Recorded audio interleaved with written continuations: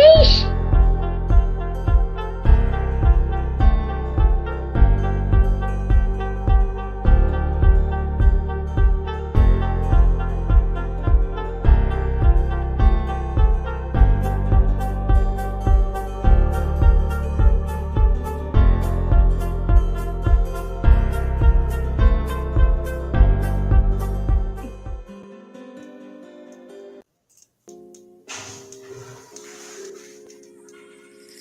Hey, everybody.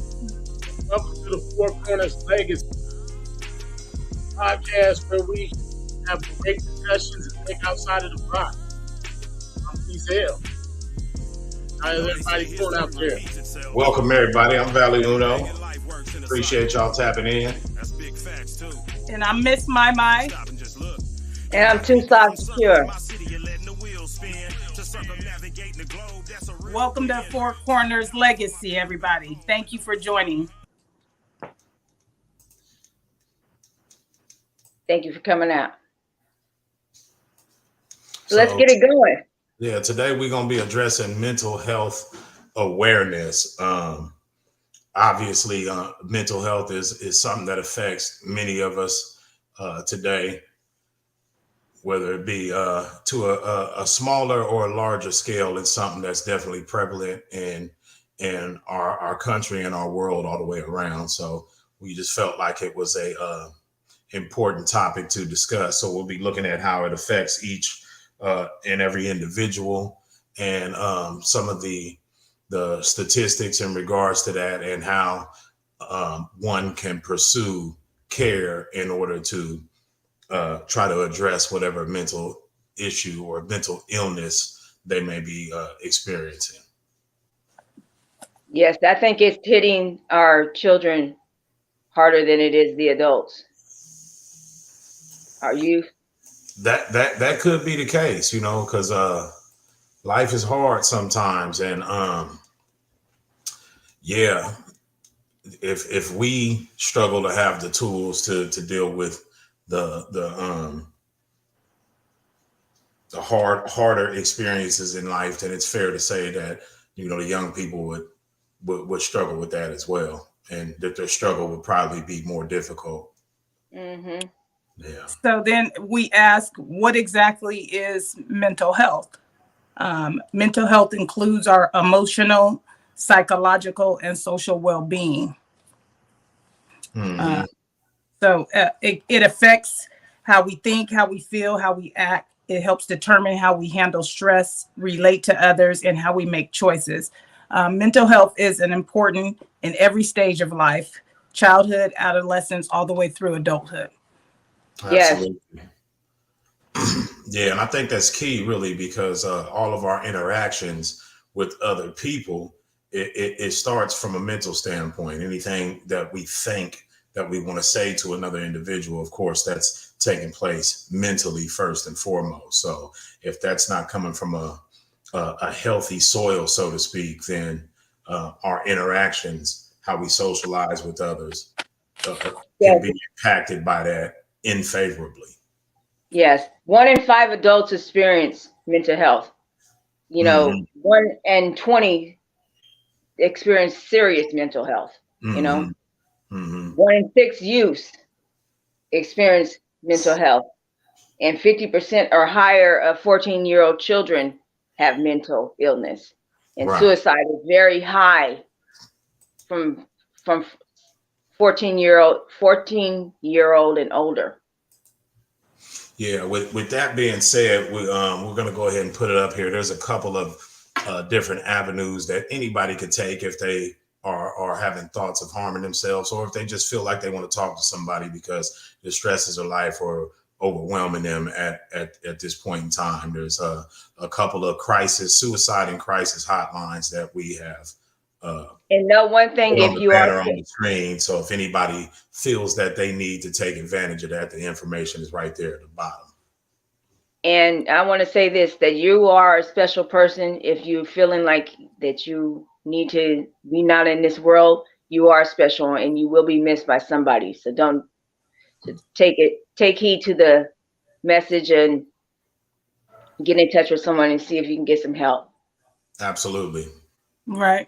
We want to also put out there to everyone to be mindful. You never know what someone is going through. People may not always wear what we would like to believe mental health looks like.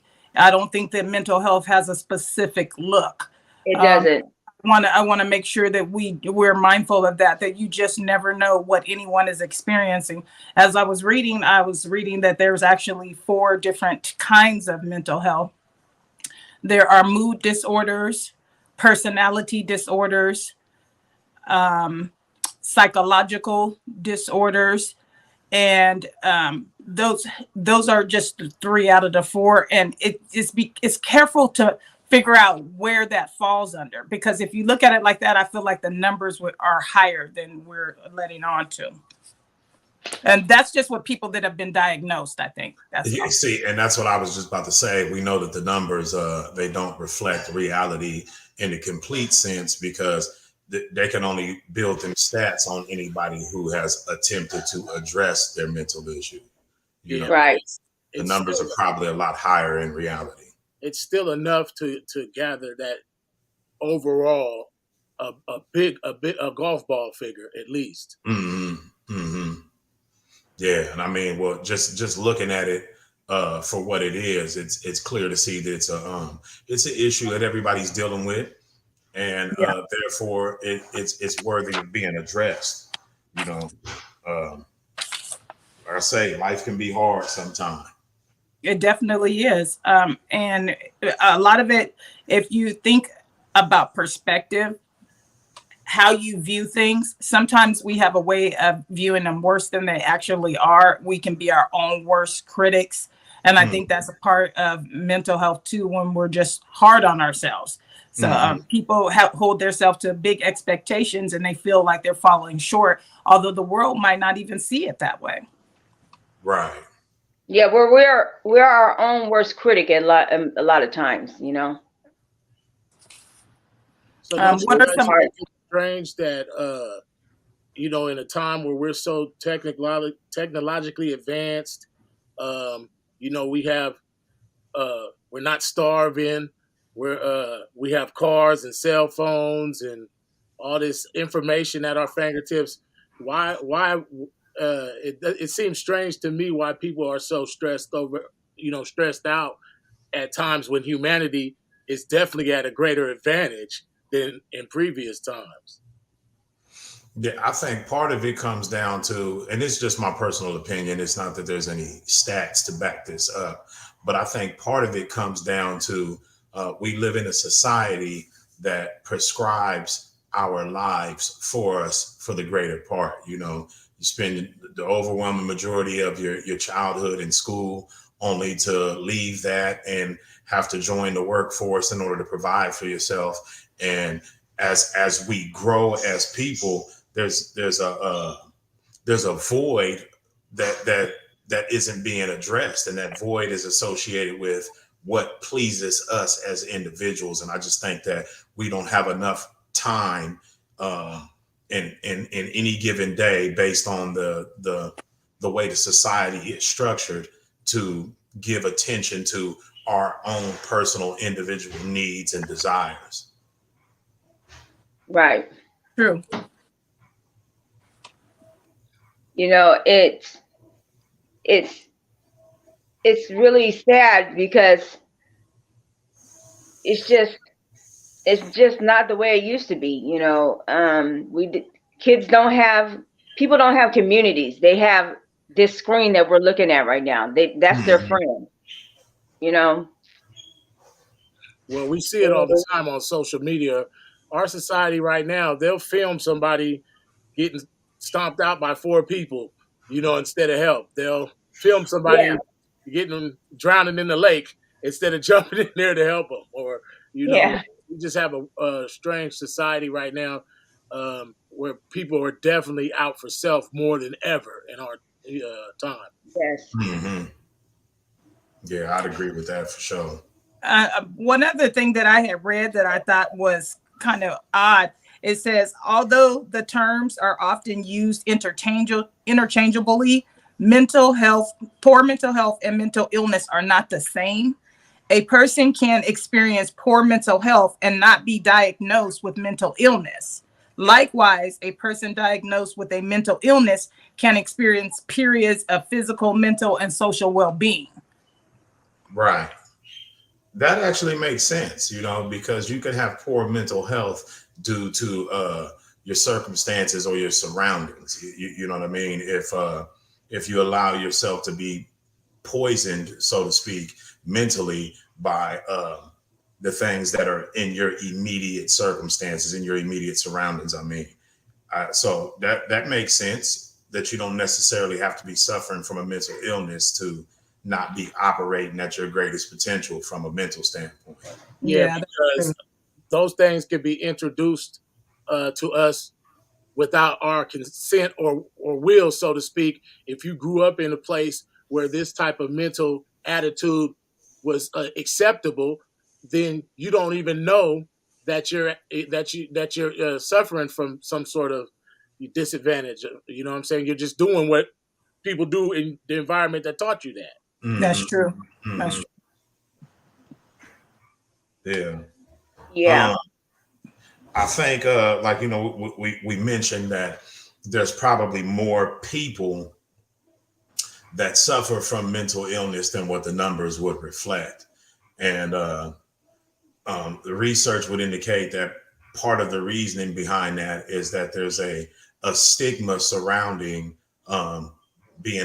having that sort of label put on you, that the average individual would view or feel that they would be viewed as weak, that, their contemporaries might look at them and say, oh man, you need to just pick your chin up and, stick your chest out and handle your business. All this whining you doing, all this woe is me stuff. So people are reluctant to even address the issue from a professional standpoint.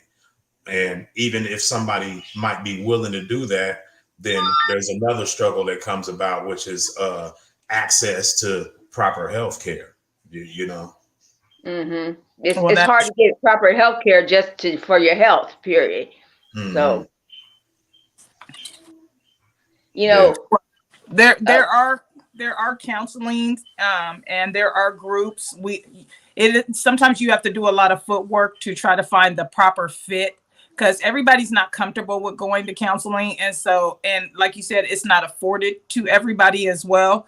There are other kind of metaphysical things that people could do, like meditation and different things to become centered. If you know that you're, necessarily experiencing some kind of breakdowns at some point throughout your day, if you redirect your thinking, that can be helpful. Sometimes always are not going to be able to find a resource that's available. Everyone's not going to have it, but you have it within yourself to change the way that you're thinking. That depends, of course, on the type of mental health you have as well, though, because some people do need medication. Mm-hmm. Well, medication is not always the answer, because you see a commercial and you read the small print in the commercial. It says may cause suicidal thoughts or this, right? And that. So that might not always be the answer either, because some of these antidepressants are what make people violent. That is true. That is so true, especially when they're if they come off of them. So then your expectation is that a person's supposed to live the rest of their life taking the medication so that they don't flip out. That doesn't, and it still could cause suicidal thoughts as well. So there is a flip side to it. And I think that even interferes with parents being able to make the right decisions when their kids are diagnosed young with some form of ADHD or ADD. Those questions are asked as a parent: do you want to put the kid on medication? When we know that the medications they're not necessarily the right thing to do. Yeah, because it comes down to coping with the mental illness or whatever is the diagnosis is. The remedy is ultimately in coping with it, learning how, developing coping skills and coping strategies. Mm-hmm. Right. I watched this thing on PBS last night, and it was dealing with children who have mental illness. And the little boy, he was in kindergarten, and he had mental illness. He would throw fits of rage. all the time, act out.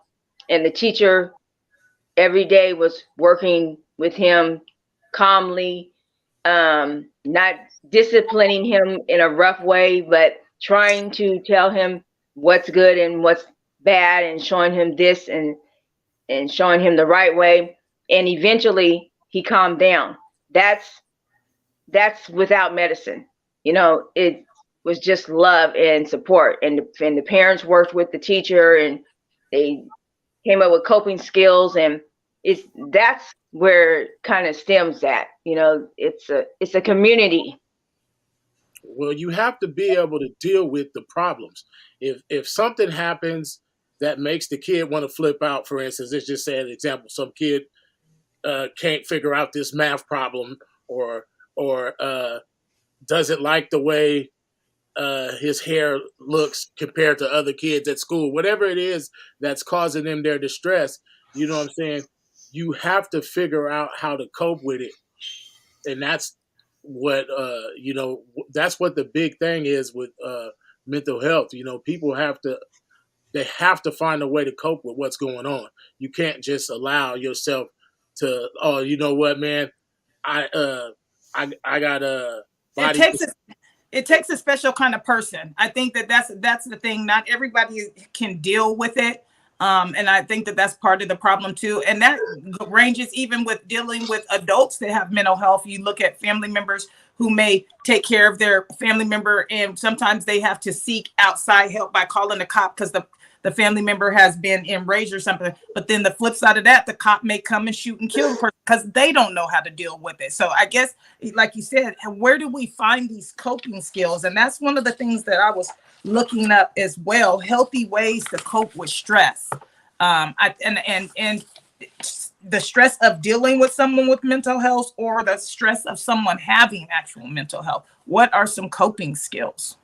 Well, see, that's the importance of the access to care piece, because the reality is it's no less than if you have some sort of issue at your house that needs to be repaired and you don't know how to repair it. You have to reach out to whatever avenue you can to be able to gain that information to repair the situation in your house. And it's no different with mental illness. If we lack the tools that are necessary to cope with our issues, then we have to reach out to the specialists that can provide us with those tools, or at least make us aware of how to get these tools so we can utilize them in our everyday practice. That's where the coping mechanisms come into play. So yeah, there's different avenues you could take, whether it be medication like we were talking about before. But if you think about what Dee said, we live in a technologically advanced society. We have smartphones and computers, which we have access to an abundance of information. So if medication isn't the way to go in any particular individual's eyes, then why not look into holistic medication, something that's of natural source that can address the problem the same way, and still alongside developing the coping skills. Agreed. Anxiety is the highest, most common mental illness. People don't realize that anxiety is a mental illness. 42.5 million. I think she froze. I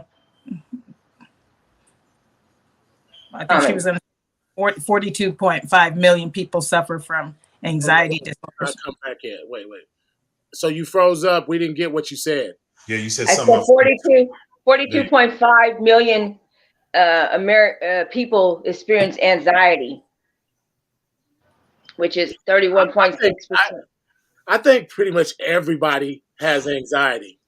Not everybody has anxiety. Some people, really. They're anxious about something. No, I don't. When she says anxiety, she means like, it's not just having anxiety, because everybody does experience anxiety to some degree or another. Anxiety is excessive worrying. A matter of minutes. But when you're somebody who suffers from anxiety disorder, then when you get those feelings of anxiousness, they might carry with you for the next several hours, sometimes even days. That's what we're talking. We're not talking about typical human anxiety. We're talking about anxiety disorder. Right. And so anxiety disorder, like you may have panic attacks. You know, or most likely you'll have panic attacks. Yeah. Or people have the anxiety from huge crowds, anxiety from talking. Some have anxiety from driving or flying. Those are different type of anxiety disorders that people have. Again, there are four. Call that a disorder. That's normal human anxiety. Yeah. Well, there are four types of mental health, though, and four types of mental health. Remember, there are mood disorders, anxiety disorders, personality disorders, and psychotic disorders. Those are the four types of mental health. No, I'm not disagreeing with that. I'm saying if somebody gets anxious before they go on stage or airplane, right, that's normal. That's right. That's all I was saying. I don't think that qualifies as a disorder. Right, but how they respond to it makes it a disorder. Because that's what I was just finna clarify. It's normal for everybody to have anxiety about getting on a plane or before a performance. But if you feel like you're about to have a heart attack before that happens, that's right. You probably have a disorder. Right. I can feel that. Yeah, well, I guess I have panic attacks sometimes when I get on the plane. I'm going to tell you why I'd be all right when I get on the plane. Because I just accept that it might be the last thing I ever do. For some reason, I've experienced turbulence that was bad on a couple of flights, but overall, I don't really experience anxiety in regards to it. And that just goes to show everybody's chemical makeup is different, because something that may bring me anxiety, like getting on going in front of the stage of 50,000 people, that I might forget my words or something like that. But again, that's not the disorder that we're talking about. We're talking about how someone would refuse to fly if that was the only way they could get there. That's a disorder if it starts becoming a problem in your life, right? Right. Yeah, definitely, because definitely. I've had extreme anxiety experiencing turbulence on a plane. You know what I mean? Oh yeah, me too. And I'm not talking about just a little, it was quick and over. I'm just this no. Shit, like 40 minutes. And right, yeah, that's no good. My boy next to me, he was like, man, this is bad. I mean, don't even talk to me. Because where I'm at right now, right? You say, hey, this is bad, isn't it? Yeah, I'm not in a cool place. Yeah. In my mind, I'm tying up all my affairs right now.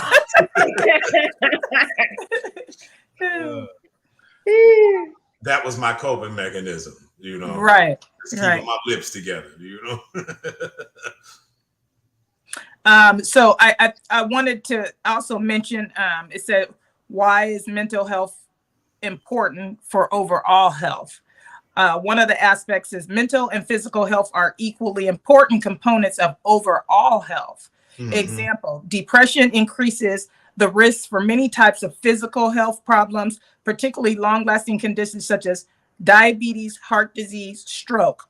Similarly, the presence of chronic conditions can increase the risk for mental health, which I then could not stop. I wanted to take a moment and try to go to Black demographics and see the numbers, because then it increases in Black people. If you look at who has a lot of mental health, right? As Black people are experiencing a tremendous number, then, you know, if it leads to diabetes, heart disease, and stroke, we're on the top numbers of those things.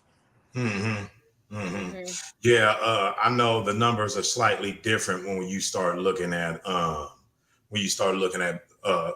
Black folks, quote unquote Black folks, and mental health.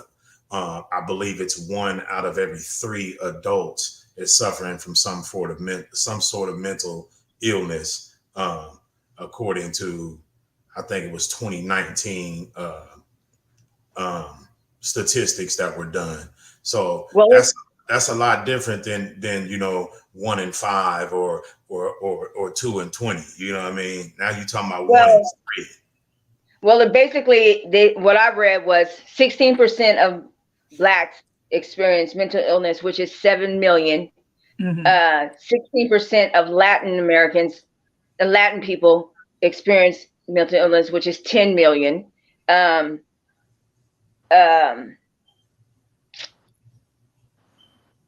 Caucasian people experience mental illness at a higher rate than anyone else.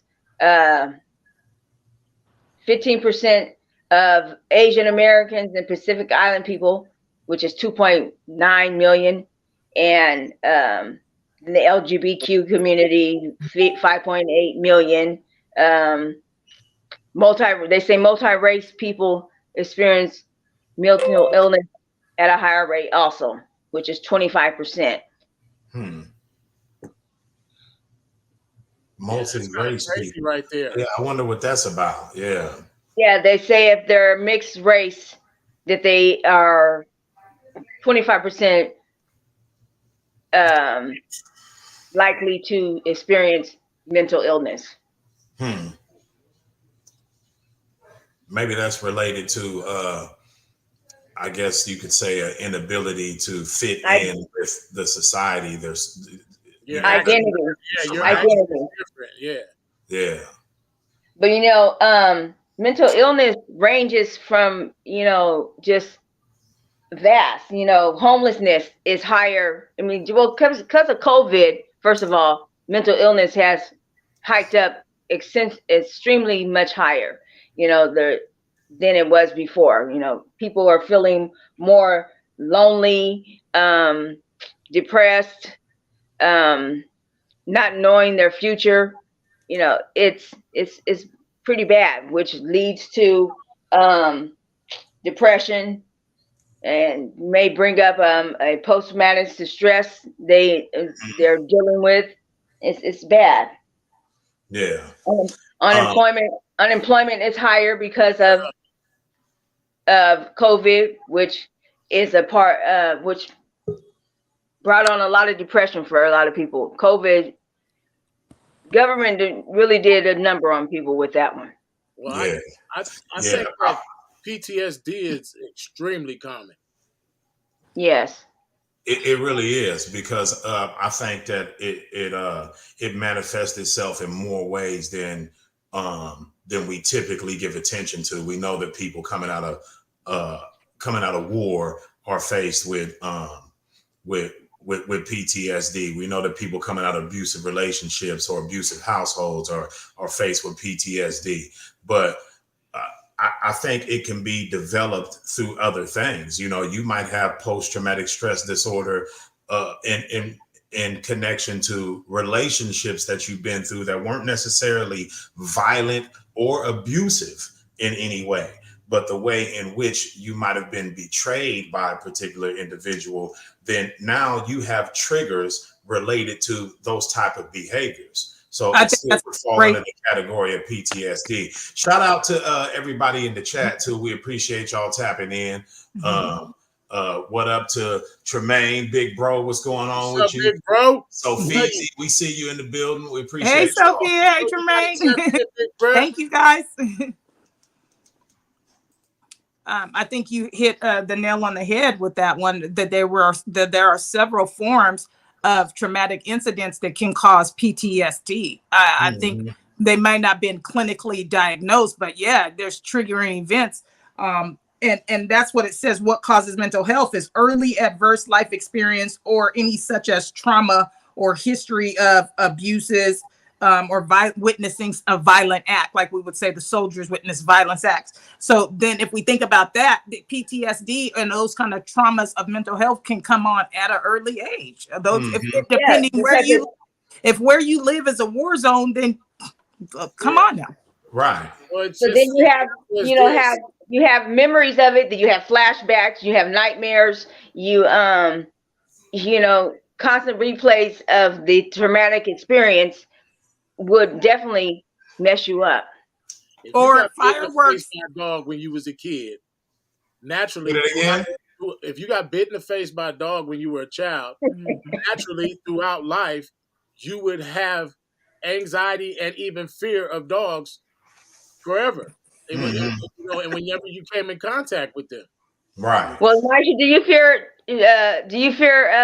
dogs? Because you was chased by a dog. I don't fear dogs. I love dogs. See, I love it dogs. comes down to coping mechanisms. I've been chased by dogs, but I mean, when I see dogs now, right in his eyes, look, it'll go down out of your dog. Look, I got, you know, well, I wouldn't say they attacked me, but they attempted to back when I was when I was cleaning pools. I'm coming in the backyard, you know, pool thing over my shoulder, and here come the dog, 2 of them, pit bulls, you know. And I swung that pole around so quick, and it's 6 o'clock in the morning. I'm yelling at the top of my lungs, back it up. You know? So it's a coping mechanism, you know. Right. The trigger was there because I've experienced something with a dog before, and I'm not running today. This is how I'm right now, you know.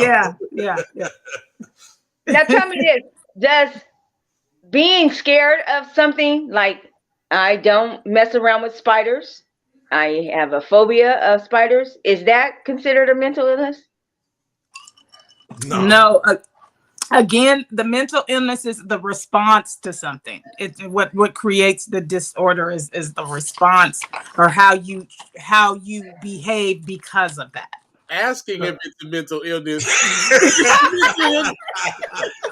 Because look, there's typical fears, you know, that we have, you know, and people have fear of spiders. I got fear of spiders, but how do you respond to the fear?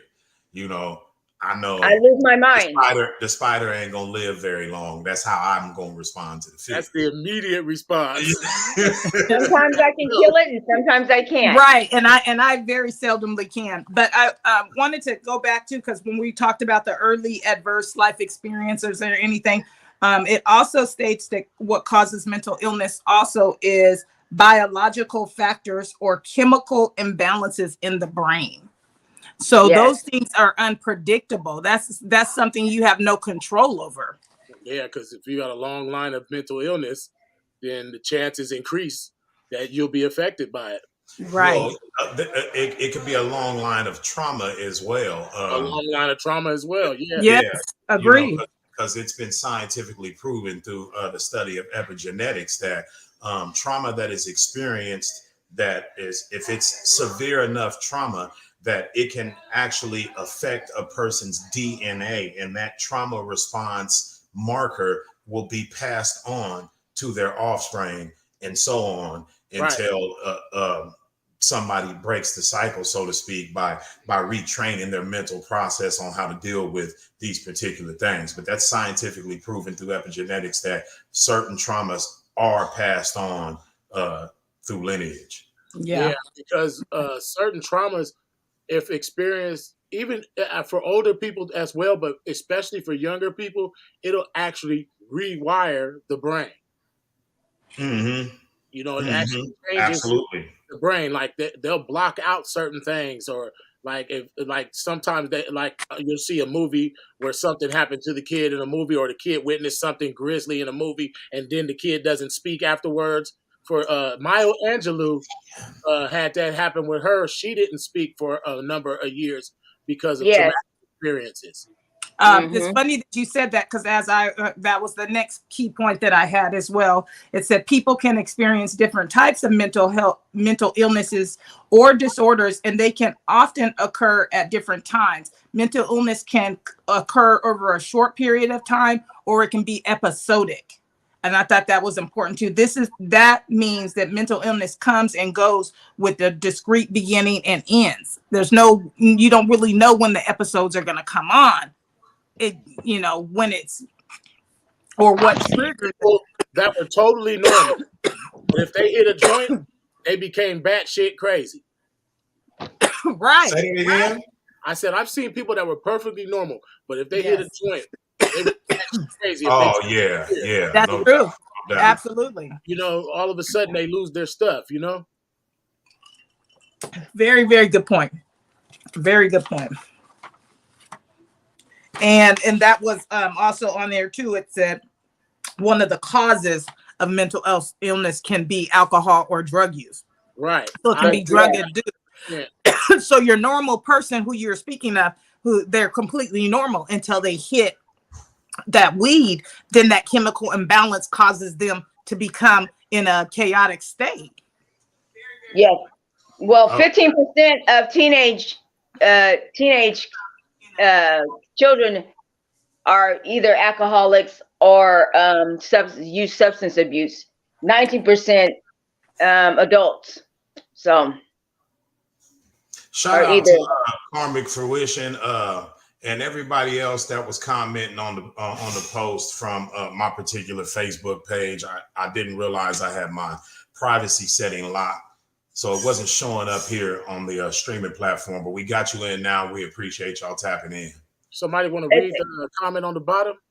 I like what Luan asked. Can that be passed through food and meat consumption? You know what? I believe it can. Because they're doing something with the meat, with the food, that's messing people up. They say that's what that halal, or I might be wrong, but halal and different ways they kill the meat. That's what they say. The animal was slaughtered in a inhumane type of way that affects the meat. Basically affects the way the meat. It releases fear chemicals into the meat and stuff like that, and changes the chemical composition of the meat. Yes, I agree. I did see a show about that. Okay, so I'm gonna go ahead and read Karmic's comment, and I'm assuming this was talking about the epigenetics and how trauma can be passed down. She says, absolutely. When the memory in the hippocampus is brought out, it's followed by the memory of the feeling housed within the amygdala. So every time you think of that thing, whatever you felt at the time will come out again until reprogrammed. And I have to solidly agree with that. That's basically what we refer to as triggers. It's there, the memory of that emotion that we felt at that given time was there, and something can trigger that to the point where, like, I was watching a program last night, an individual that had PTSD from the war. He was saying that he struggled to even look at people because he would always see the face of a particular individual whose life he was trying to save during a firefight in Iraq. So it can manifest itself in a multitude of ways, and it all stems back to that memory of the emotion from when the initial incident. That's strange right there.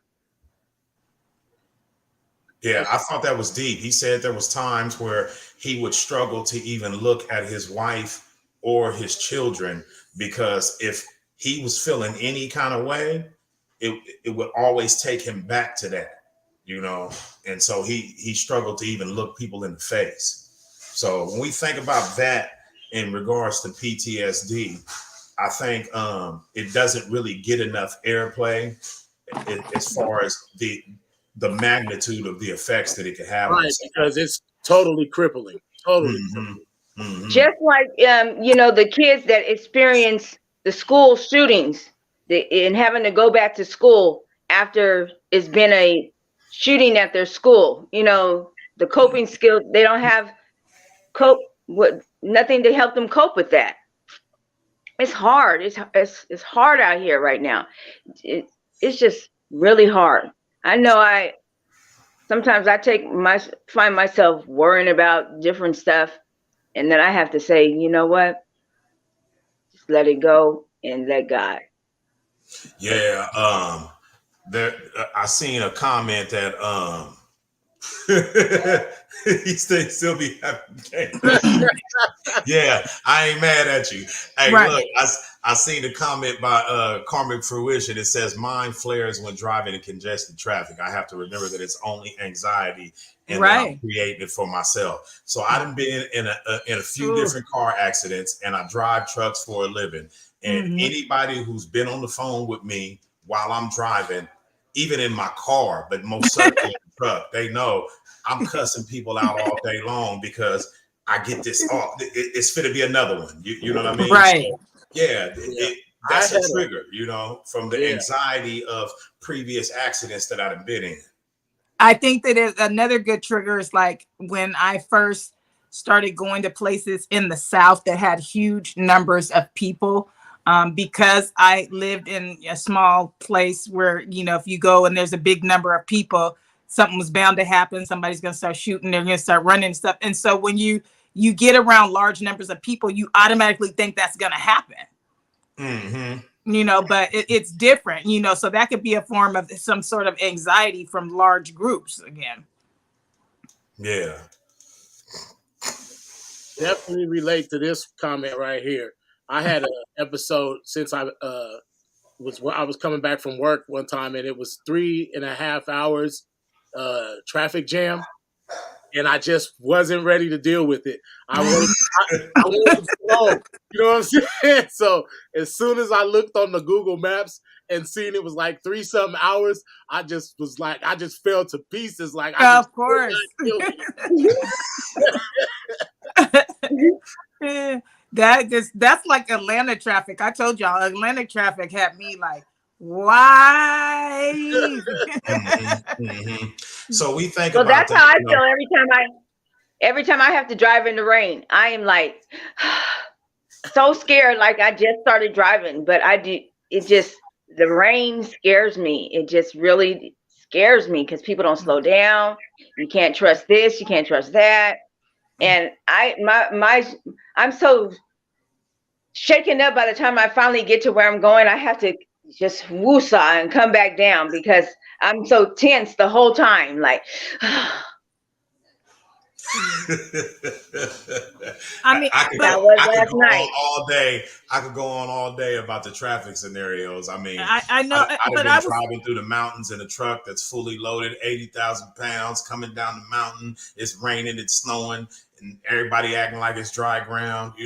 There's a lot of anxiety that comes along with that truck driver life, and you have to learn how to deal with it, because if not, you're gonna be the one that's wrapped around the side of the mountain, going off the cliff, whatever the case may be. But yeah, it's a lot involved with that. And like I said, I could go on, but I'm gonna spare y'all the details. Yeah, Thank you. I know. Do you guys think that the music that you listen to causes you to have anxiety or stress, or causes visions of violence, or just changes your mood set? I wouldn't say it causes it, but it can be a contributing factor. Yeah. Not for me. Music is soothing for me.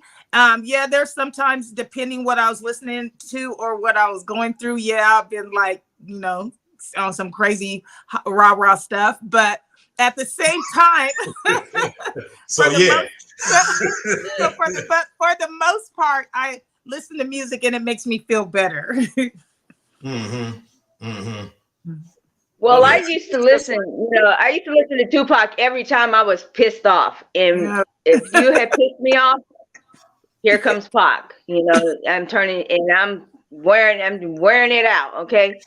But now when I'm feeling mad or something, I put on more calming music. I go to church music now.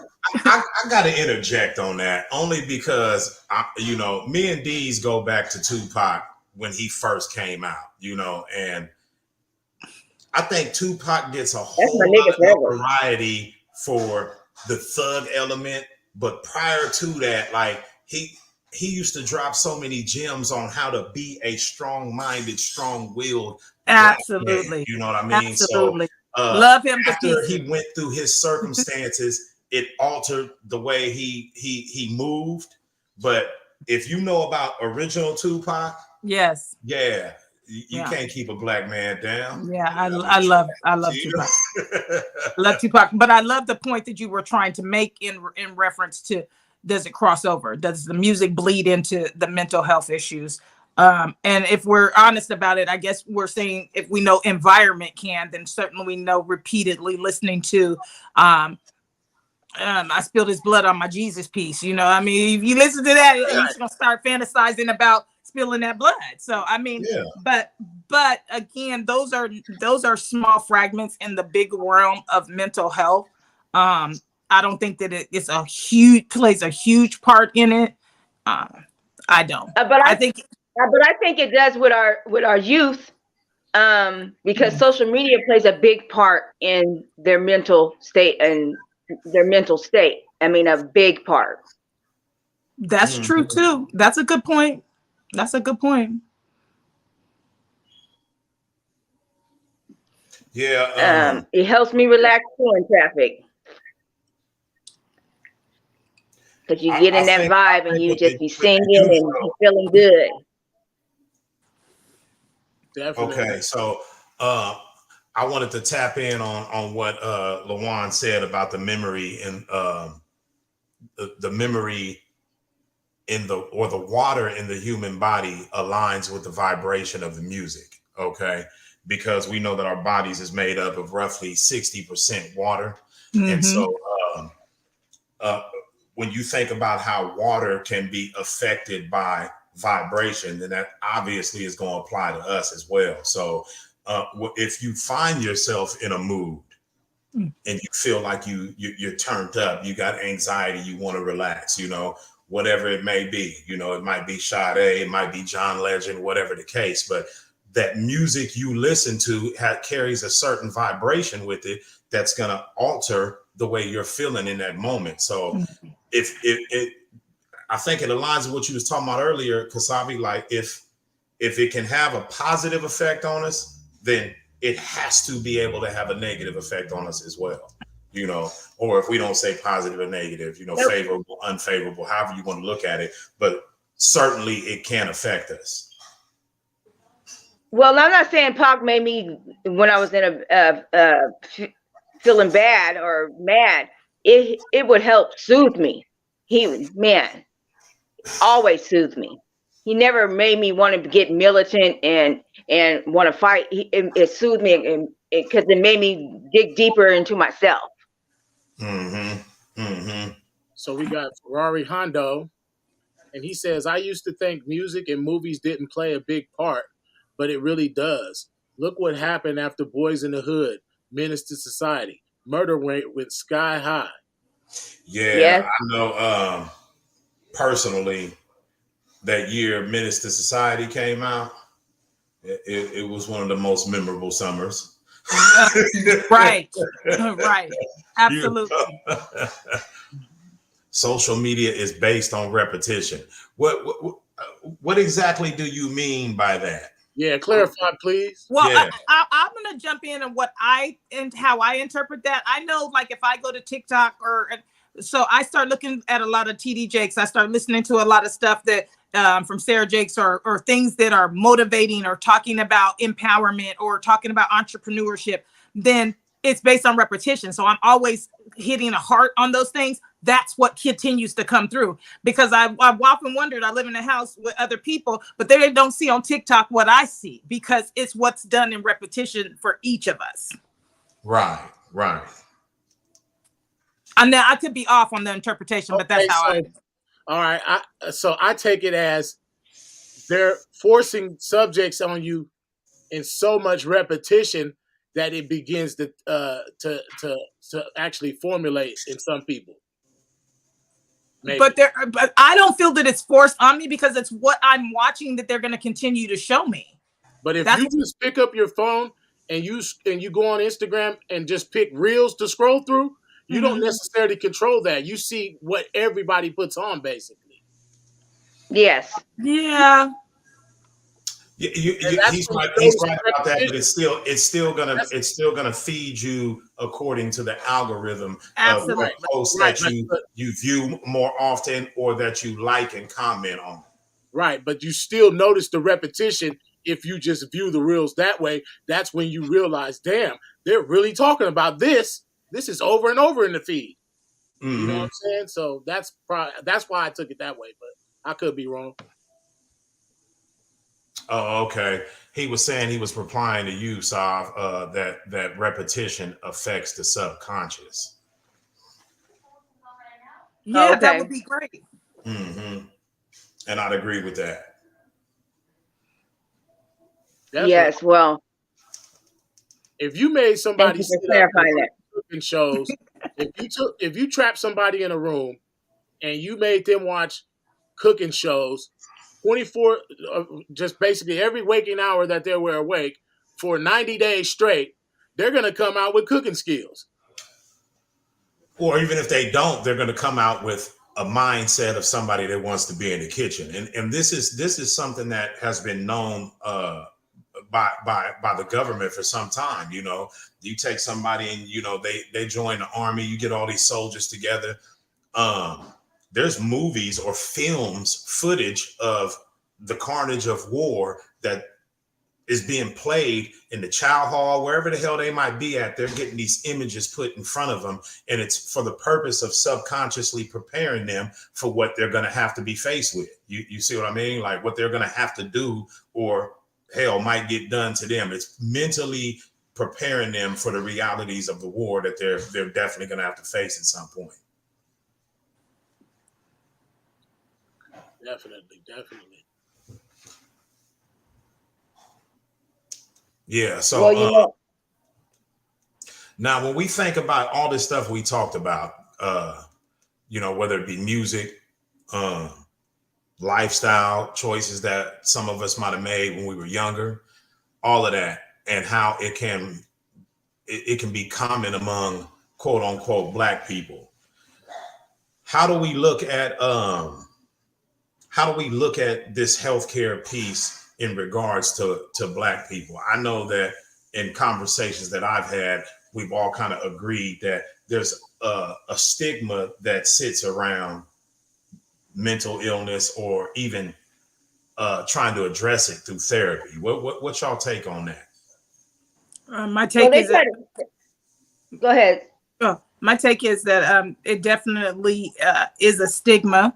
A lot of people don't believe that going to sit on somebody else's couch or telling somebody else their business is therapeutic. But yet some of those very people will sit and tell a family member or other people their business. So why not try an objective voice is my thought process on that. Well, you know, they try to say that 1 in 4 people who are Black people that are shot by the police or killed by the police are mentally ill. And I don't believe that, because I just don't believe that. You know, I think I believe that, and I think it could be more, because these people sometimes, you know, I might catch some flack, but it be situations that a lot of people could walk away from that they inflame. You know, they do things that make the situation turn a different way. You know what I'm saying? Versus if they just would cooperate. Sometimes, you know, a lot of people you'll see in the comments on one of these posts where somebody gets shot by the police, and a lot of people be saying, well, if they just would have cooperated, that wouldn't have happened, or stop resisting and stuff like that. And I have to agree to a certain degree that there is things that people do that cause them to accelerate the situation in a harmful fashion. Yeah, I agree with that. And again, like you said, to a certain degree, but we know that there have been instances where it's like, damn, that's how that played out. Like with the I don't remember. I think it was in Atlanta or something like that. It was an individual that had fell asleep in his car outside of a fast food restaurant. Yes, and when the police approached him, the way he dealt with the situation, it was a clear-cut indicator to me that, okay, oh boy, he must have been dealing with something else, because this wasn't even that serious. You know, how did it turn into that? So it is fair to say that there is a number of people who in those circumstances probably were dealing with some sort of mental health issue, or that they just weren't, how did you say it earlier, Mine? There's mental illness, and then there's mental well-being, or something like that, you said? Mm-hmm. Yeah, Mm-hmm. maybe they were struggling with their own mental well-being, not necessarily having a mental illness, but right. the way it was dealt with, you wasn't thinking depending what happens. Like, say if somebody flips you off on a normal day when you're in your Zen mode, quote unquote, you're just gonna be like, you too. If you had just lost a parent, lost a friend, lost your job, and somebody comes and they cut you off in traffic and they flip you off, you might be more likely to chase that bad boy down and say some, do some other shit. So that's where the collide of the mental wellness and mental illness, it can make a difference, I feel like, at that point. Because you might be going through something at that moment and you snap. So overall, I think what I gathered is that everybody looks at therapy as something that's a viable option that we should be open to. I think so. I think it couldn't hurt. Find a group. If you're against therapy, there are different kinds of groups that where you sit in with, whatever it is that you're dealing with. Try to find a group, try to find a club, create a group. If there's not one, find like-minded people, like people who are going through the similar situation, and talk it out. Try to find someone to talk to. If you don't want to talk to a therapist, if you are against medication, find another form of coping skills. I think that's one of the biggest things. Some of the things that we can do, we got to take care of our body. We need to take breaks. Sometimes you got to stay away from the news, stay away from, you got to create an atmosphere that doesn't cater to that already sick thought that you might be having. Right. Okay. Right. Now let me say this now, like, people who, because the suicide rate is very high, and what seems like their life is beautiful especially for Black people. It seems like, their life is going fine and they have no reason to be stressed out and want to take their life, and they do. Like Junior Seau, how he was just up and just took his life one day, I think that's a little different. I think that was related to all the hits in your head, So that's different. That's different. No, I guess CTE could be brought on by, no matter how you incurred it, basically it still caused a mental illness. Yeah, no doubt about that. Yeah, because it affects the rational functioning portion of the brain or whatever. That's that. So it is. I think it qualifies as a mental illness for sure, because if you can't deal with everyday life, even in the simplest forms as a result of that, then it's fair to call that a mental illness. Okay. Well, what about, so for me, when I had mentioned to you guys before, there's certain noises put me in a bad state.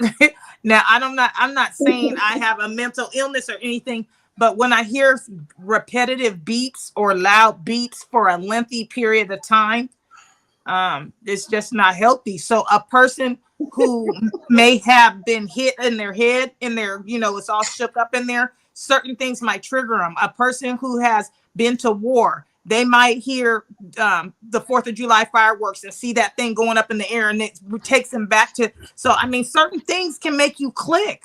We don't know what those things are for that individual person. I think it's very specific to each person. Well, the mind is very powerful. And as Vonnie has said before, that I didn't mean to say Vonnie. I'm sorry. What a dummy. Say that again. What I missed? Nothing. Kill everybody up in this. Don't encourage her to say it again. No. What, Baba? Wow. Look. We gonna mute her ass. She on timeout. God damn it. Pretty much. I think we had already discussed that. Okay. Oh my goodness. So I'm gonna tap in again on take the following steps to cope with a disaster. Take care of your body, connect with others, stay informed, avoid too much exposure to the news, and seek help when needed. Sometimes you can call a prayer line. You can call a suicide prevention line. whichever one is your preference, but sometimes you got to seek some form of help to get you through that specific incident. You know what I mean? Yes, then they may provide you with other resources, such as a free clinic where you can go to and get some kind of diagnosis. But I think that the main thing is that do not isolate. Don't isolate when you are having these types of spouts, or people may not want to be bothered with you, then you're around the wrong people. Go get with a different group of, because if you're going through a mental illness crisis and the people that you think love you don't want anything to do with you because you're going through that crisis, then seek help somewhere else. Yeah, sometimes you got to just rock with whoever rocks with you. You know what I mean?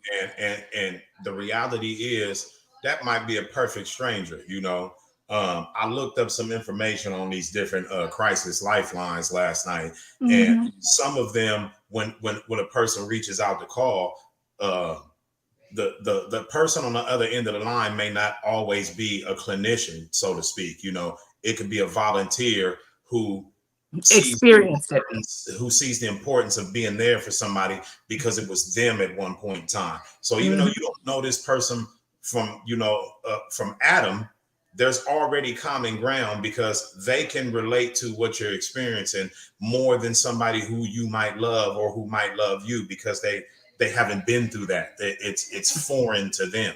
So you got to rock with who rocks with you when the heat is on. Yeah. So yeah. Maybe I'm fortunate, but being able to tell somebody about your problems and anxiety and things that cause you stress and turmoil, and then having them look at it from an unbiased professional standpoint, they can kind of tell you the things that confuse you in your mind. Once you lay it all out on the table for them, they can compartmentalize it for you and help you straighten it out, or see it from a different point of view, or actually look at it how you had never seen it before. You get what I'm saying? To recognize it. Oh, wait, I didn't even know that. You know what I'm saying? They can have you have aha moments and stuff like that. Therapy, to me, is mandatory. You know what I'm saying? If you're experiencing stuff that you actually can't cope with. Yeah, you know, and I think it comes down to, you know, like what the comment that's on the screen. Certain things have been normalized to the point where we don't even recognize, or we refuse to recognize, that this means I need some help. This means I need to address this. You know what I mean? It seems like it's common because it's all around us, but that doesn't mean anything. You know, if you're in a room full of people and everybody got cancer, that doesn't mean cancer is suddenly acceptable. You know, right? It still is. It is. You know, and that it needs to be addressed. We got to stop normalizing the trauma that we deal with, and understand that even if it is normal in our locale, if it is normal in our family group, whatever the case may be, individually we got to take steps to address that. And I think therapy is a good way to go about doing it. Some people might be better fit to sit in a group, but however you need to address that. Well, what are some things that we should look for, common signs of distress?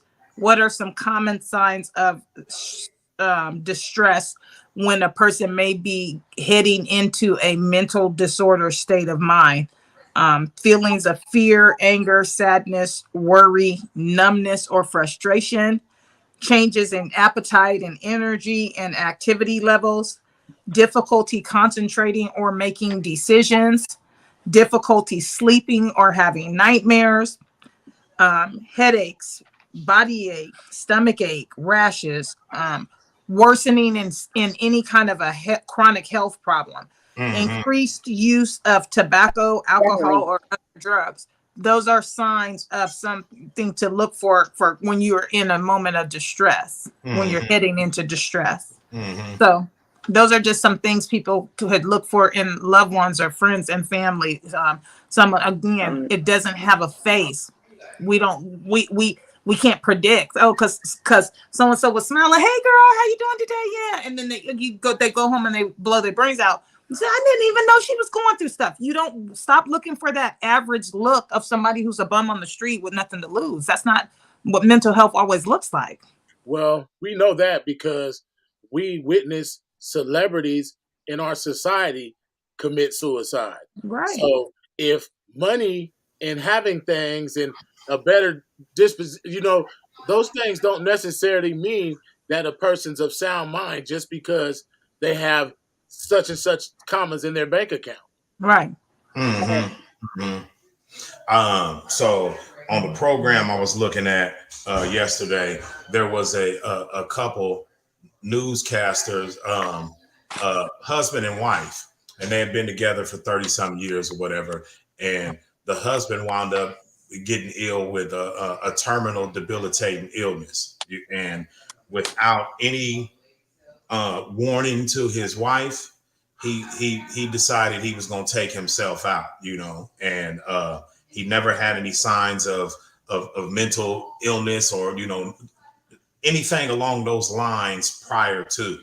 And so it took her some time to actually be able to speak about the incident. But what she came to realize is that he did this in an effort to, in his mind, he worked it out that I'm preventing her from having to sign on to take care of me over these next 2-3 years, however much time, that it's going to take before I make my transition. So I bring that up just to indicate that it can happen like that. It doesn't necessarily have to be something that has a history of indications. A person could just be that deep in their thought process and just like that say, you know what, this is the better option, death. Yeah.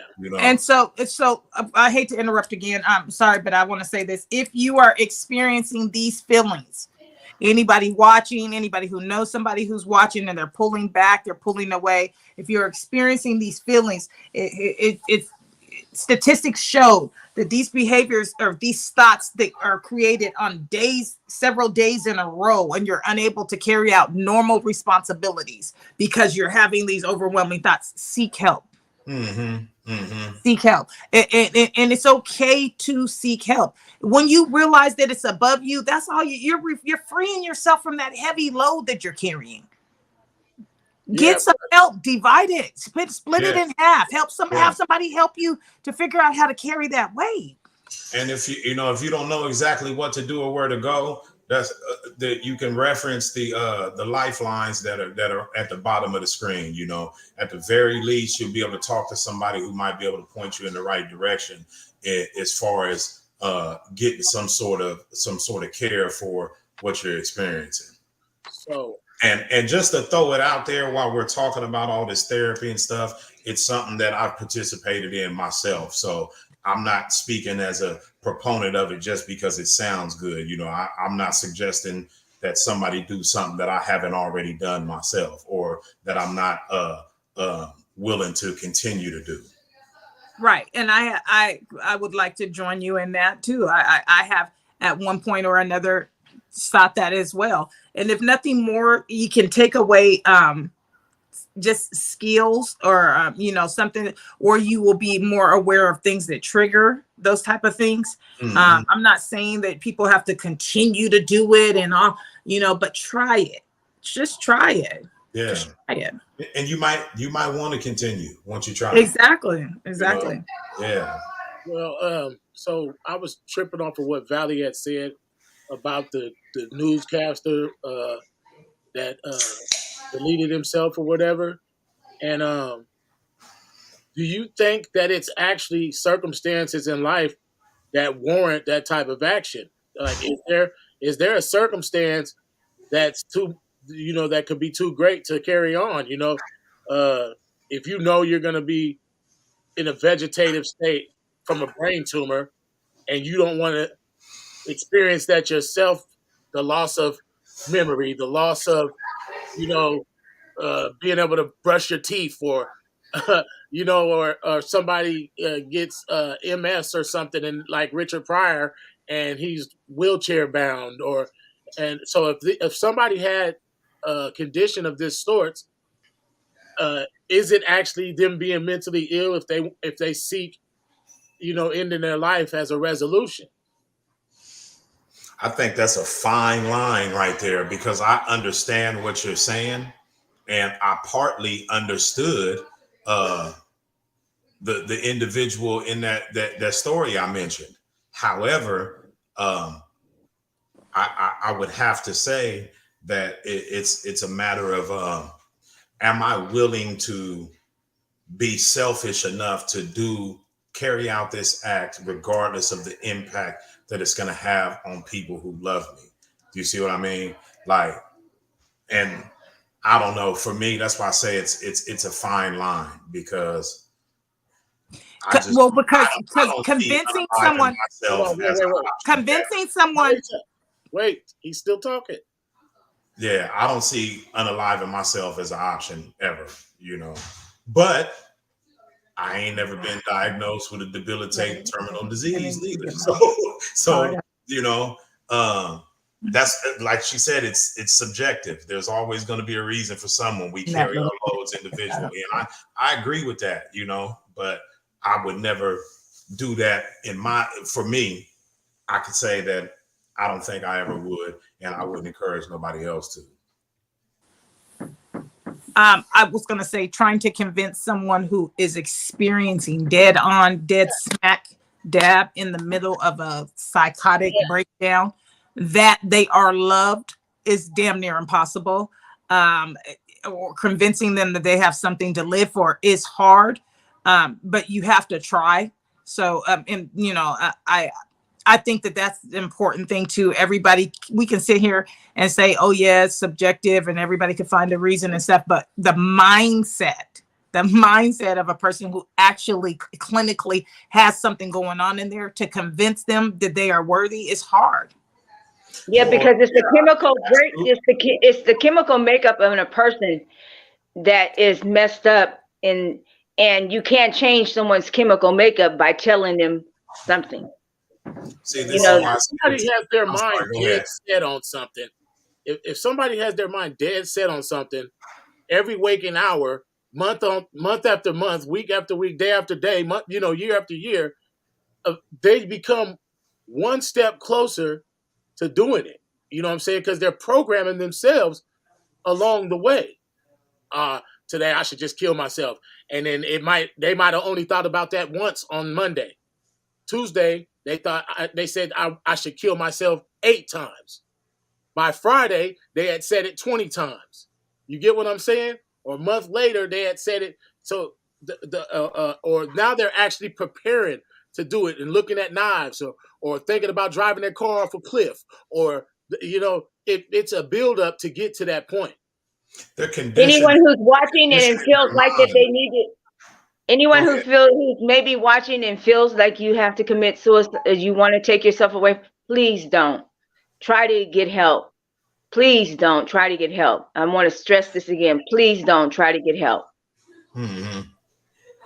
Yeah, to your point, Dean, I think when somebody entertains the idea, their condition in their mind to accept that as an option,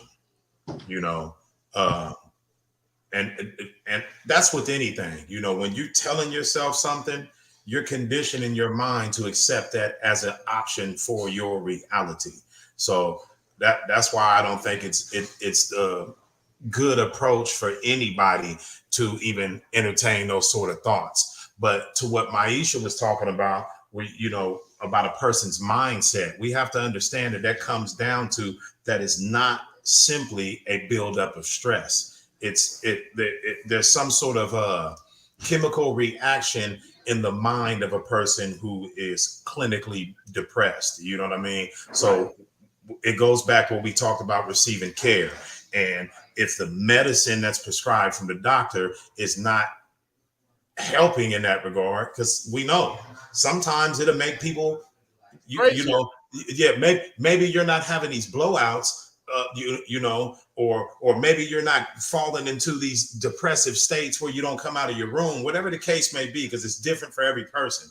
But you're also not living a productive life now, right? You're devoid of your personality, your character, and all of that. So again, like I was saying, when we have the world of information at our fingertips, we have to be diligent to use our mind, our time, and attention to try to research alternative healing, options such as holistic healing, whatever that may look like for what a person's going through.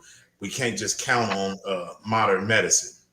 Yeah, well, it's definitely dealing with the mind state, because some people might be clinically depressed and they go eat a lot and gain a bunch of weight. Some people might be clinically depressed and they'll go in the gym and work out. Some people might be clinically depressed and they sit up and binge and watch Netflix all day or play video games. Mm-hmm. It's not always going to lead to suicide or suicidal thoughts or things like that. And those things I just mentioned are all different ways of quote unquote coping with what's going on. Right, but are you really coping if you're overeating then at that point, and now you're leading yourself to overweight, and I'm just throwing that out there. That's just, one problem going to the next. And then you become, oh, I'm ugly, I'm fat. And you're going to be right back in that war zone in your head. Well, I mean, I'm just making a point, basically pointing out that it doesn't always lead to somebody just saying they're going to kill us. Oh, no, not at all. Agreed. I agree with you. But then it still could be looked at as, I want to of some degree. I want to throw something out there. How much do you guys think that emotional support animals are very much a good idea? I think they are helpful. I'm sorry. Go ahead. Well, okay, so let's say the animal. Let's say you get the. Now I want you to move your hand. Let's say you get the animal for some emotional support, and then my goodness is going. Go ahead. No, go ahead. I want to hear this. I'm done now. Was it gonna were you gonna get mad at the dog? Were they gonna get mad at the dog? Is all I want to know. That's what I was gonna say. Basically, shit. At some point, the dog. Hey. Okay. Well, now I know I'm not suffering from a mental illness, because this is where I was already at while I was laughing. Okay. So, Karmic said, I think they can be helpful, but can create a codependency. And when you become codependent on anything or anybody, right. That's true. To me, I think that's a ticking time. That is true. That is like him and the dog. You and the dog is gonna be like Will Smith and his dog on I Am Legend. I don't know. Okay. So one thing that we've done right now, real quick in the chat. Go ahead. Cut me off one more time, and they're gonna see some mental health. Okay. Yeah. I'm posting the comments though, and y'all don't even look at them. Okay. Well, hold on. Time out. The minute you choose to highlight a comment, it's your responsibility to address that. And you jumping in here is like jumping in fucking double dutch. I ain't trying to hear that shit. Oh man. Okay. So go on ahead. Okay, she says, Karmic Fruition says, honestly, it's our thoughts that create the chemical changes inside related to a lot of mental issues. We can help without meds. If we want to. And then she also says, we can help again. And then I think that they are helpful, but can create a codependency, also talking about the meds. Okay, bam. Dina Marie Lowry Cowan says suicidal/homicidal. I agree with that. Absolutely. You kill yourself, you'll damn sure kill somebody else. Absolutely. So damn. In regards to the thoughts creating the chemical changes inside, I think there's some weight to that. You know what I mean? Because we have to imagine, unless we're dealing with somebody who, from the time they was, standing and walking, they was doing crazy stuff. Something happened to bring them to my nice camera. What is going on, man? Hey, look.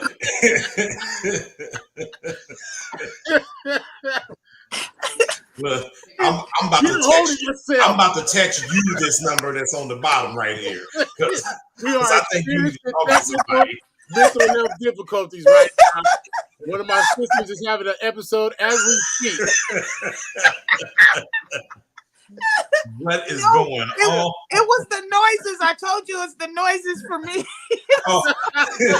So once some noises came in, I started having a psychotic episode. Hey, look. But what's crazy is I can see both of y'all looking at each other. No, because Valerie told me to make sure my face doesn't show whatever I'm going through. So I was like this. Yeah, right. Hey, you got a horrible poker face. Oh. Okay, I don't even know where it was at that point. I don't either. I mean, I got called out in the middle of it. I was like, yeah. You did not get away with that. Thoughts creating the chemical changes inside a person's mind. I okay. think there's some weight to that because I don't think people just come here mentally ill. Something that you experienced in your life triggered a certain sort of thought process about yourself or about the people around you that may have been contributing factors to developing this mental programming that you have that can be triggered by whatever you're facing that brings out the episode. So I do think that there's some truth to that. Definitely, if we believe that we can speak life into ourselves, of course we can speak death into ourselves. Absolutely. So I agree with that as well. If you buy a dog and every time the dog does something you don't like, you kick the shit out that dog is going to develop some issues, guaranteed. Yeah. And he's going to bite your ass. He might not bite you, but he might flinch every motherfucking time you walk by him, every time you move too fast, every time you, for real. You know what I'm saying? The dog is going to be traumatized for sure. Right. Very much so. One of the other outlets into trying to combat mental health is suggest humor. We just all had a good laugh. We all know that laughter soothes the soul too. So try to find things. And again, it goes back to words having power or words having substance. If you get away from the self-defeating thoughts, then we're able to achieve a higher level of positivity in our life. Mm-hmm. Yes, but it also depends on the mental illness, because someone who is has psychosis might think that you're laughing at them when you're trying to make laughter to make them feel better. They might think you're laughing at them. So it just all depends on. Hey, look. Look, okay. I took it more of like on a personal level. Like if you are going through something, find a way to laugh about it. And I think, to me, I'm gonna just go ahead and spell it out. Like as a family and all of our experiences in life, our ability to find the humor in damn near everything was the glue that held us together at times. So definitely, I agree with that. You know, definitely. Young Lavish Miller, we already covered that mental health issues can be hereditary, but shout out to Lavish Miller for tapping in. Shout out, bro. Yeah, what's up? Thank you for joining. Thank you. Yes. Okay, so the other one is social connections and recreation. Social connections, I don't know, because we said social media can go either way. It can make you go crazy or it can bring you positive thoughts. It just depends. But connections doesn't necessarily have to be solely social media. That's just like going out and having friends, you mean? Joining a basketball league or a chess league, or you get one. Okay. To be a social connection too. Okay. So then that is a good outlet then that's a great point that you have. Thank you for that. Because I agree. Joining a team, making some kind of social connection is helpful, and recreation is helpful. Yeah.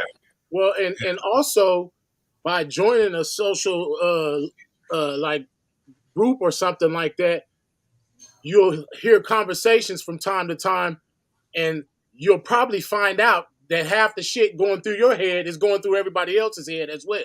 Well, that's true. You're not as crazy as you think you are. It may feel better to, like I said, divide that conversation in half with someone else, and they're going to say, you know what, I was just tripping off of that. So it's relatable. Yeah, I think I'm gonna go ahead and when we talk about social connections, I'm gonna go ahead and shout out everybody that's taking part in this conversation. That's a Absolutely. part of the social connection group that I'm in on Facebook Messenger, and it's not even really in an effort to combat the mental illness that we're talking about, but however, just to have the union of the minds and that we challenge ourselves on an informational basis, whatever the case may be. That is definitely a social connection that I feel like I benefit from. So shout out to everybody that's tapped in, or if you catch it later, y'all already know how I feel about the group. But yeah, it seems like everybody agree. It seems like this podcast in particular, a lot of people have chimed in and had feedback and input on this. So I think that society is definitely headed in the right direction because everybody is at least acknowledging a lot of these things, these factors, these triggers, these coping mechanisms, and what causes it, and diagnosis is, and everybody is very aware of it. So I think society is at least headed in the right direction on that note. I agree with you on that. I think that everybody knows somebody, loves somebody, befriended somebody. It's close. It hits a subject that hits close to home, no matter who or what you are. Period. And if you have a feeling, you have to have empathy for someone who's dealing with that.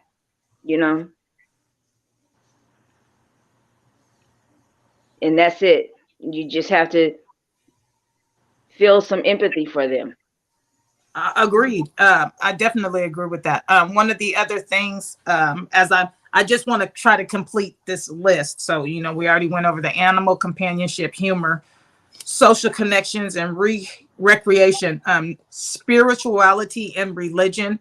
A little bit that I tapped on before. If somebody may be feeling like I don't want to go to necessarily counseling or therapy, I feel like the spirituality side, connecting more with your spirit, getting in tune, meditation, taking time to zone out all the other things going on in your life, all the other noises. I think that's important too. Sometimes we have to silence all the shit that's going on around us and go within and find that peace. And then we're able to have it displayed in our life. But so not too much. Well, I know sometimes go ahead. No, you go ahead. I just said what I said. Not too much.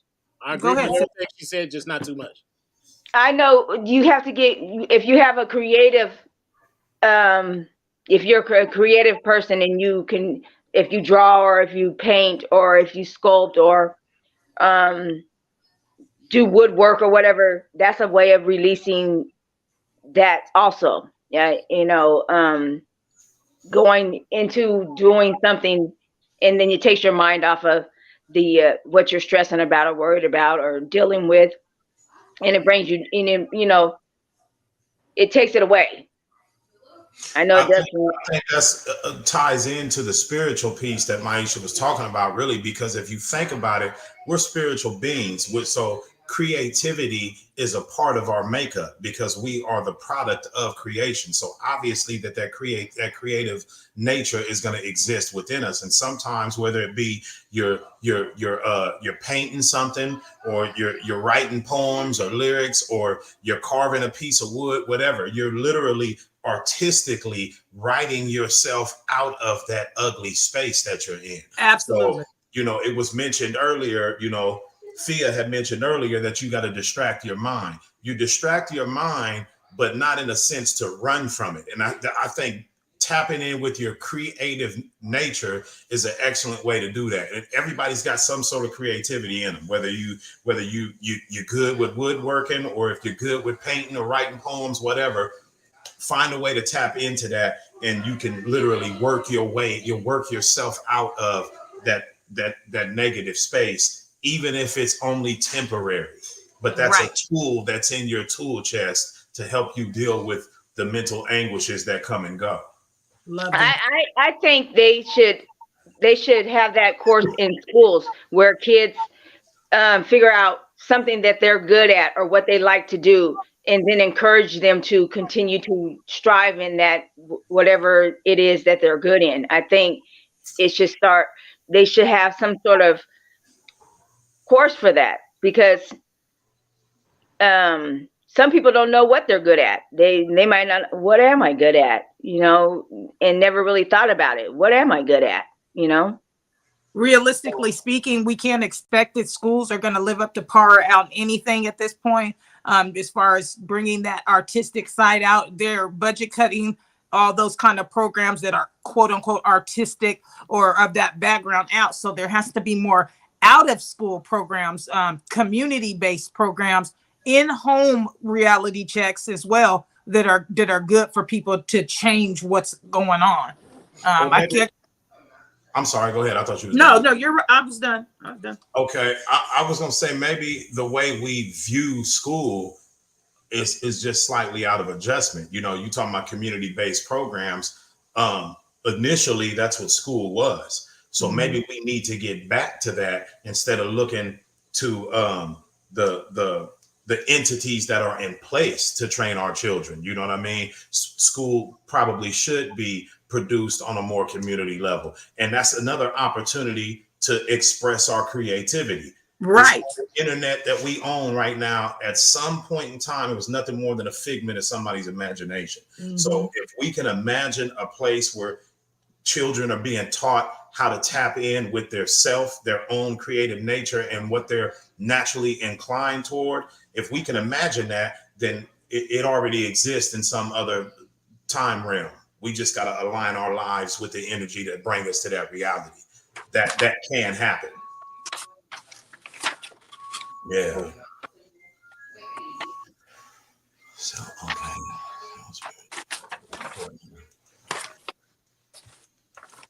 Because I think that's something I've thought about too, many times, Sav, that school doesn't teach children how to bring the best out of themselves. It really more than anything else, it teaches them how to fit in with the prescribed program of the society we live in. And it teaches them to say no to themselves so that they can say yes to the world. Sure, there's exceptions to that rule, but nonetheless, that's my viewpoint of it. And when you look back at someone who's successful and who, like a football player or a writer or something, they say, oh, well, I had someone in my life who encouraged me to do this. My coach, so-and-so, he always knew I could do it and he could encourage me. Or my teacher, she told me I could write this, and it's important to have someone uplifting you, and that's and someone who you see every day is a good person to do that. If your teachers that's what you're there for. A teacher, you're supposed to teach, are there to teach, basically. So I wanted to I highlighted this comment because I think there's some benefit to looking at this. It says self-spirituality is very important and is a way to get in tune with your inner self. Sometimes being around people isn't always beneficial. The silence with yourself can be helpful. So the reason why I think that's important is because there is benefit to being around people, but we have to know ourselves as individuals, and we can easily become codependent on the people that's around us, the people we work with, whatever the case may be, to the point where when we find ourselves alone, it feels awkward and uninviting, and that should never be the case. We should always feel like we're at home within ourselves, and the only way to really train yourself for that is to deliberately spend time with yourself on a regular basis. I love my me time. You and me both. I love my me time. I don't give a damn. Me too.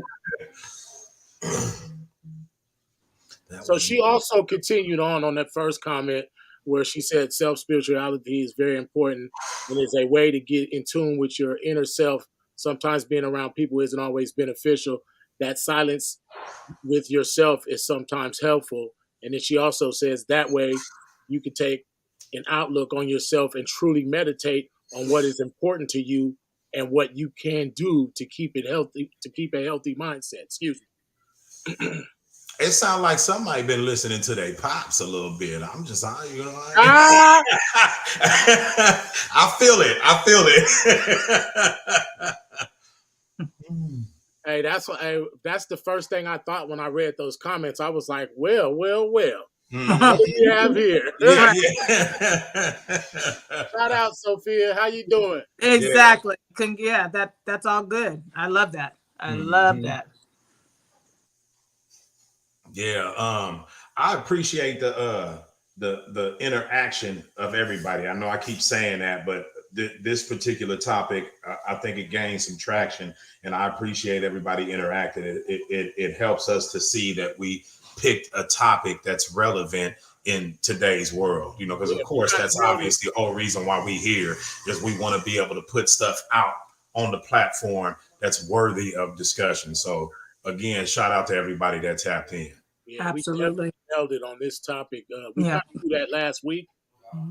When we selected the topic last week, we were like, I think this is a good topic right here. I think everybody kind of got a take on this. And we was right. Yes, indeed. Yeah. So again, access to care. Do we all got, you know, health care in place? You know, that's something that should be on the minds of us on an everyday basis as well. You know, if we're in a position where we don't have that, what's it going to take for us to have that, you know, so that we can utilize therapy or group therapy, whatever the case may be, so we can tap in with with a means to help us to navigate through whatever our mental state may be on a day-to-day basis. If you don't have health care and you already, you know, and you feel like you can't afford health care, tap in with the social services and maybe they'll be able to help you get some sort of health care going. And that's a start right there also.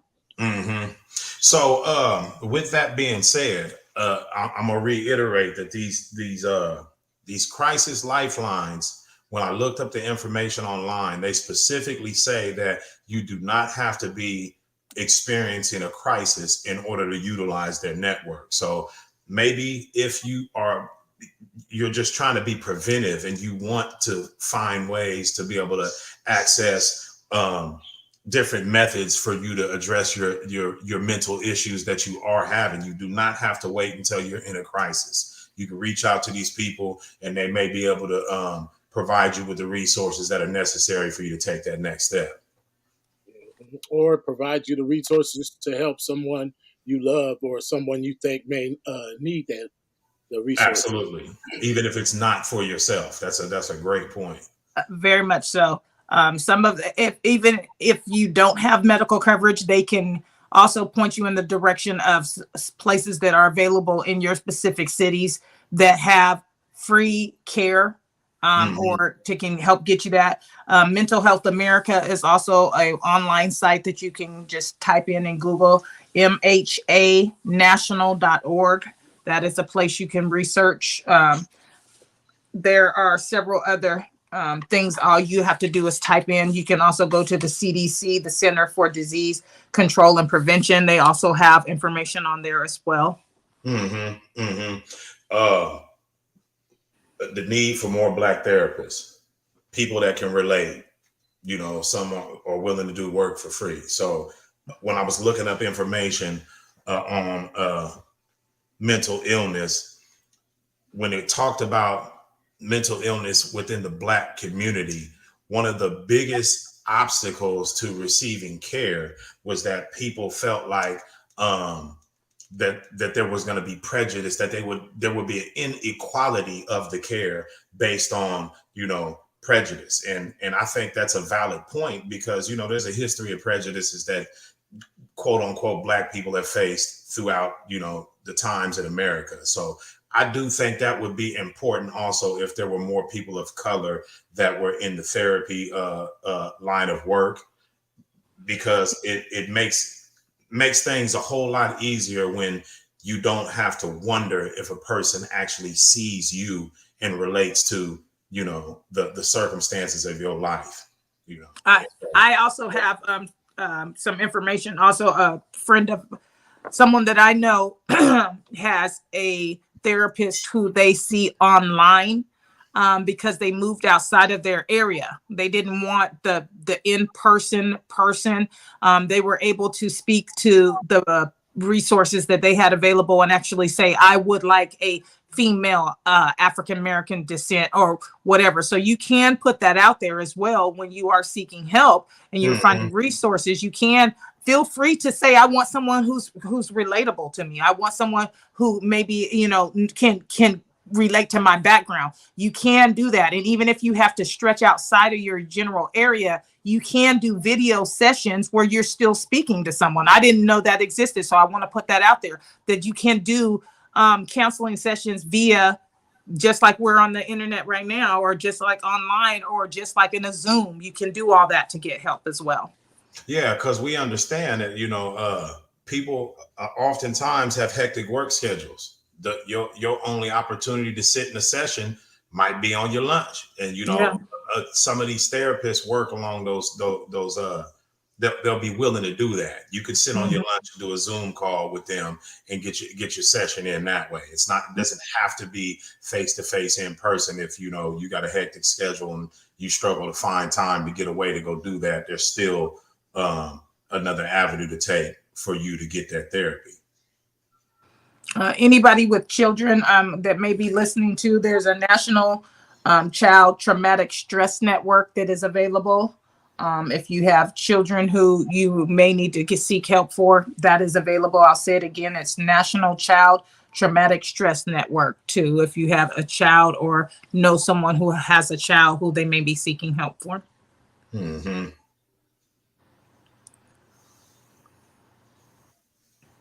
Okay.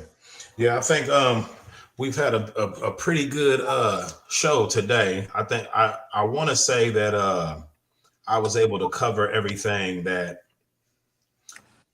I was able to cover everything that I had jotted down in regards to the stats and the information. And we had a lot of feedback from people in the chat today. So I think it made for an excellent conversation.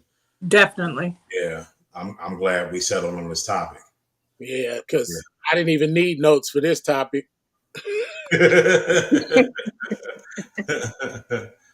Oh yeah, much appreciated. Yeah, we appreciate that. Yeah, we really we appreciate everybody that tapped in. Even if you didn't make a comment, just for coming to the platform and taking a look and a listen to what we got going on. It's appreciated. Yeah, very much so. Yeah, we had more viewers this time around than any other broadcast. So it just comments too. And comments. Yeah, we had more interaction on this one for sure. I want to shout out to my daughter Kai. Thanks. She says this was great. Thank you for tuning in. Hey Kai, hold on. Hey Kai. That was great. This was great. Very good. So somebody gave us a direct question right here. Lavish Miller, Valley and Diesel, do you think we need therapy for our post-traumatic experiences as youth? I'm like Valley. I've been to therapy, and the answer to that question will be a yes. Then it's an emphatic yes. No question. Because if we say no to that, or if we even say maybe, then we're downplaying the effects of the experiences that we didn't have. You know what I mean? And we can't say we had a normal childhood. No, not at all. And not a normal childhood, not a normal adolescence, none of that. It's I think normal people got to watch a movie to see what we seen day in and day out, you know. So which if anybody's looking, and we will be ready to sit down and talk numbers. If you want to put us all in a movie, we want to do that too. Yeah, but yeah, therapy is definitely it's like Diesel said earlier. I think it's Mando, you know. Unless you've had a silver spoon type of experience and nothing has ever been bad for you ever, I think therapy's Mando. Yeah. What up, Cleo? Hey. Thank you for tuning in. Yes. Yeah. So if you win some money out there, go on ahead and holler at us. We need some promo. You know? So as we start thinking of how well this topic did, and I think it was because it was one that everybody could relate to. We want to keep on doing that. That's something we want to continue. And it transitions so easily as we were talking about the things from last week's show, and it's things that we were able to grab off of Black demographics. But what are we thinking moving ahead? Things that are going on in the community that we might want to address right now.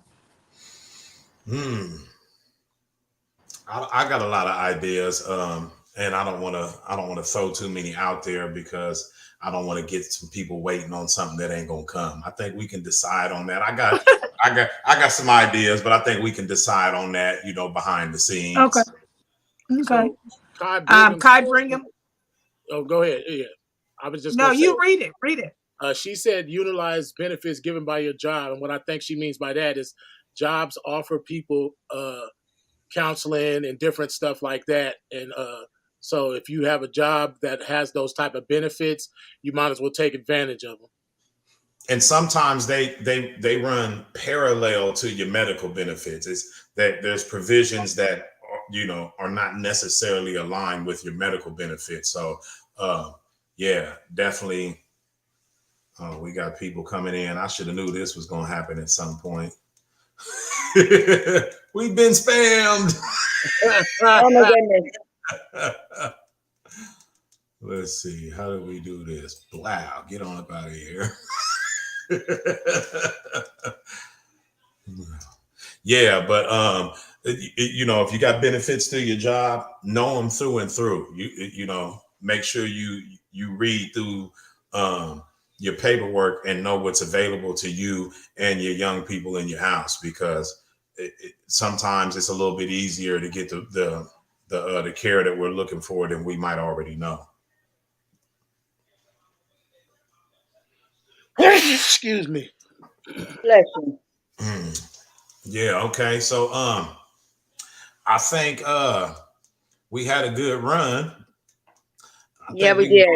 We can go ahead and close out the show, but before we do, we're gonna give them a bar. This is just keep it real, baby.